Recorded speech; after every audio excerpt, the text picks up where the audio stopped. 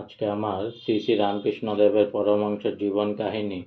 যার যেমন ভাব তার তেমনই লাভ। দুই বন্ধু বেড়াতে বেড়াতে দেখতে পেলে এক জায়গায় ভাগবত পাঠ হইতেছে। একজন বলিল, চল ভাই খানিকক্ষণ ওইখানে বসে ভাগবত শুনি গে।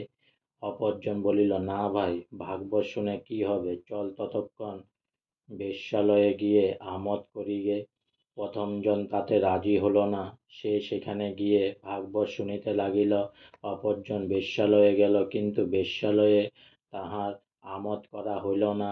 সে কেবলই ভাবতে লাগিল যে, হায় হায়, আমি কেন এখানে আসিলাম, না জানি আমার বন্ধু এতক্ষণ সেখানে বসে কত হরিগুণ গান শুনিতেছে। অপরজন ভাগবত শুনিতে বসিল, কিন্তু তাহার ভালো লাগিল না।